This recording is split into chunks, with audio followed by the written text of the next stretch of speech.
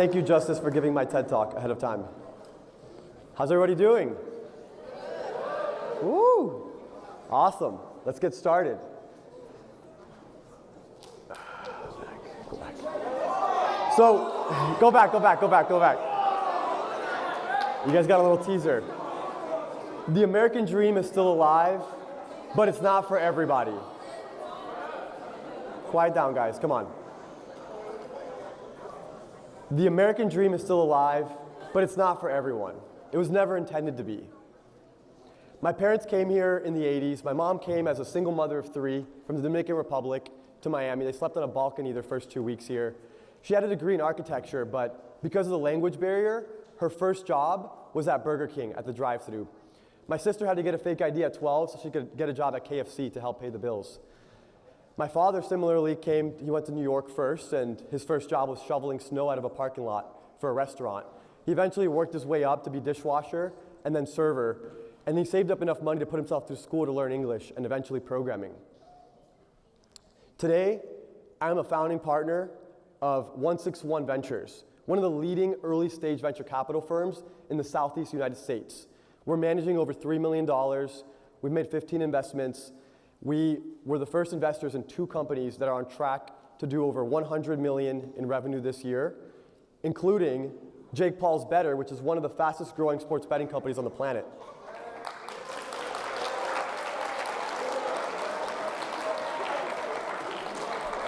We also invested in W, for the record. So the American dream is still alive, but you must be willing to sacrifice. My parents met in Miami, and they were living the American dream. They had a nice house in a gated community, and then the global financial crisis hit, and they lost everything. I was in high school at the time, and we moved 3 times before I graduated, and each time to a smaller house. Before I turned 15, I got my first job at a local restaurant.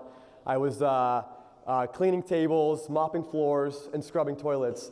This is a picture of me and some of the other busboys at the restaurant. One of them was from Portugal, and he just loved the American culture, so he brought in a flag so we could all sign it.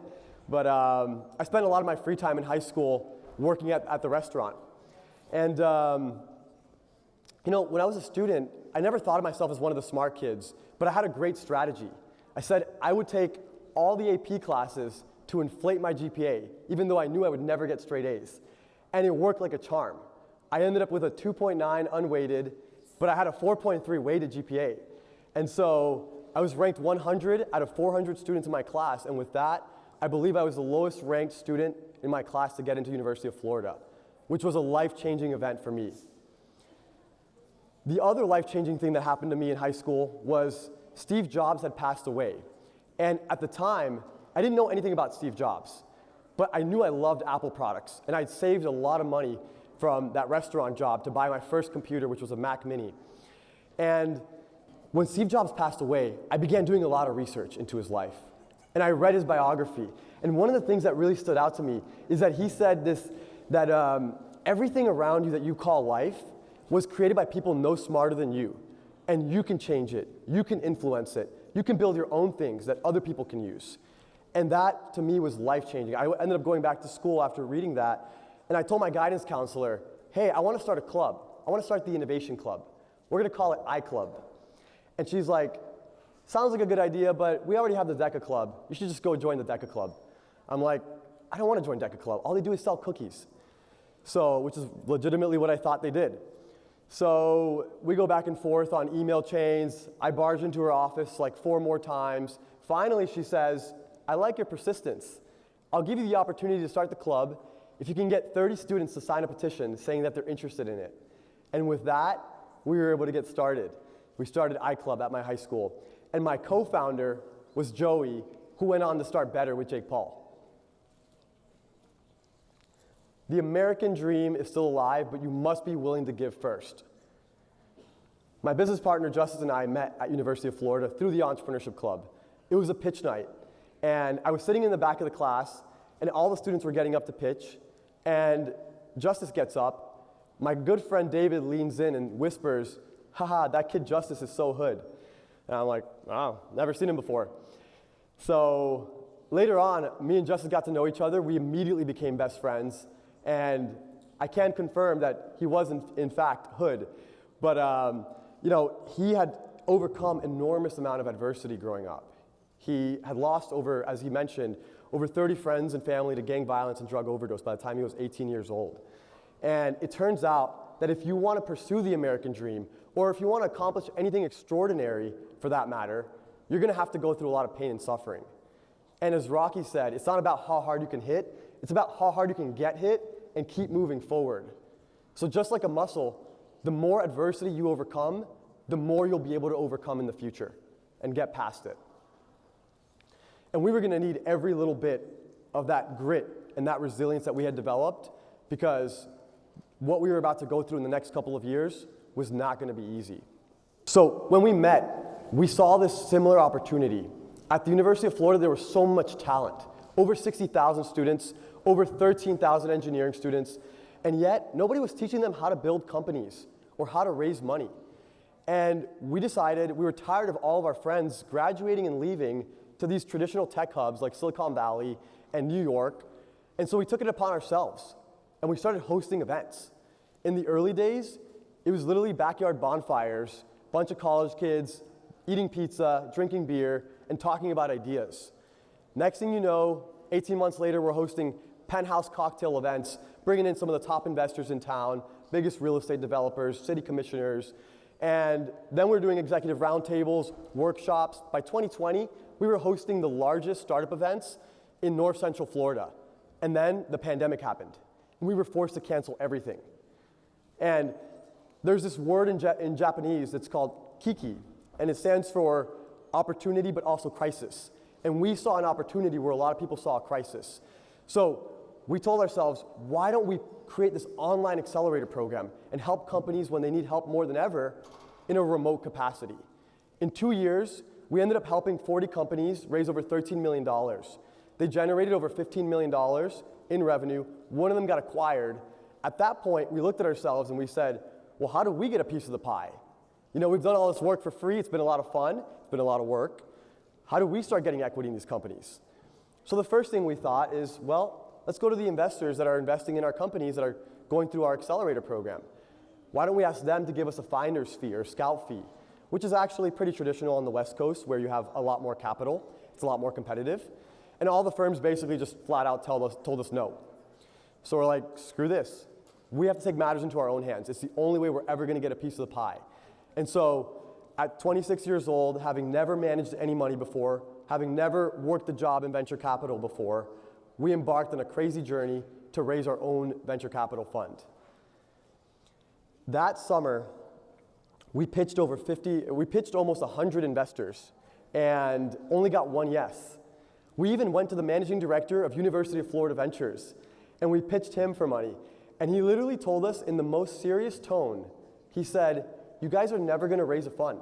He said, you guys should go start a company first. Once you sell a company, then you can raise a fund. And he was genuinely trying to help us because what we were trying to do was unprecedented and was just absolutely crazy. So, but between then and the end of the year, we actually ended up raising about $500,000. And we said, hey, this is not enough for a fund, but it's enough to start building a track record. So we had our first close early 2022, and we started deploying. To start the fund, it cost about $20,000 to $50,000 to set up a venture capital fund. Just the legal structure of it, it's very expensive. And so we had to sell our cars to do this. So we sold our cars. I moved across the country. So the American dream is still alive, but you have to be willing to put it all on the line. And so when we're starting the fund, I move across the country and moved to Seattle with my girlfriend at the time, who was a travel nurse. And so I figured Seattle would be a great ecosystem for us because Seattle is where two of the largest tech companies in the world were started, Microsoft and Amazon. So I figured Seattle will be a perfect place to start making great connections and building the network. Before getting to Seattle, one of the things, we were hosting all these events here in Florida, and you know, it's so funny. We talk to so many founders every single week.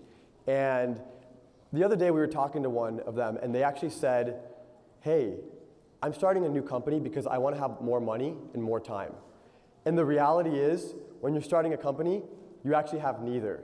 So we kind of laughed at that. And in the early days, it was incredibly difficult what we had to do. So going back to the events, there was a time where we were hosting an event this evening, and it was here in Gainesville for founders. And I had no money in my bank account, $11, and we had no food sponsor for the event. But we had a track record and reputation of having great events, always had food, always had great people. And so I said, we can't let that happen. So I took this old piggy bank that I had with coins I'd been saving for years, cashed it in, $80, spent it all on Domino's pizzas, and we ended up doing the event. That story would later get featured in Entrepreneur Magazine, which gets millions of viewers monthly. And then, to make matters worse, I had started a company to help pay the bills and stay afloat. It was a marketing agency. But in the early days, again, it's very difficult. We weren't making a lot of money, so I started driving for Uber. And I'll never forget, one night I was driving for Uber here in town, and I'm dropping off these two girls from the bar to their place, and one of them starts to throw up in the back of my car. The other one starts laughing as if it's a joke. That was the last time I ever drove for Uber. It's just absolutely ridiculous. And so, I ended up going to Seattle, and while I was there, I started making these great connections and meeting some great people. And then while, it was off to a good start. One of the things about Seattle is that, yes, you have a lot of great tech, but it's also a very expensive place to live. And so after 4 months of being there, I was on a great trajectory. I was making great connections, but I ran out of money. And so my girlfriend at the time broke up with me, kicked me out, and kept my dog. Losing my dog was one of the hardest things that I've ever had to endure in my life. And there was very little that I could do in that situation because I had absolutely no money to my name and had to figure it out. So I started trying to figure out what I'm going to do next. And my friends and family started trying to convince me, hey, come back to Florida. What are you still doing in Seattle? What's going on over there? And so I had just been featured in GeekWire at the time, which is, it's like a big publishing outlet, so like the Gainesville Sun or one like Business Reports. It's the largest tech publication in the Pacific Northwest. So all of a sudden, a lot of the top investors and founders start reaching out to me because they wanted to meet me.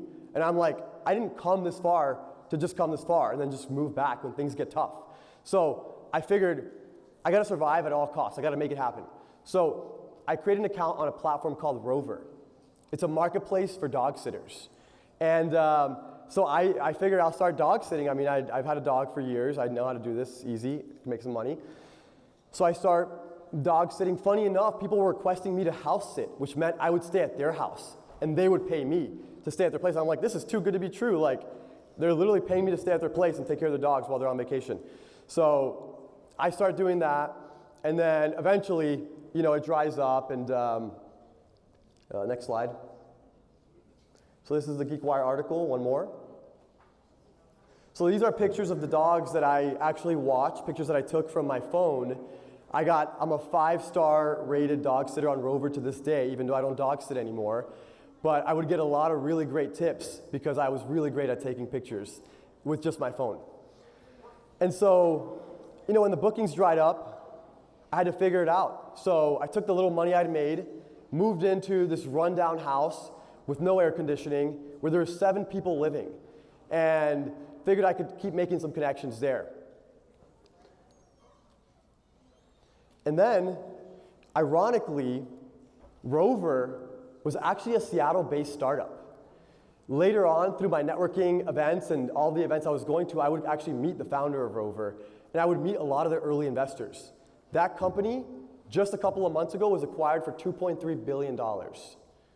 And I'll never forget, I started hosting a lot more events in Seattle just to start building my network while I was out there. And these are pictures from a lot of the events that we hosted, bringing in some of the top investors, top operators and founders to come speak at these events. And the first event we ever did, we had 100 people come out. It was hosted at Madrona's office, which is the top venture capital firm in the Pacific Northwest. They were the first investors in Amazon.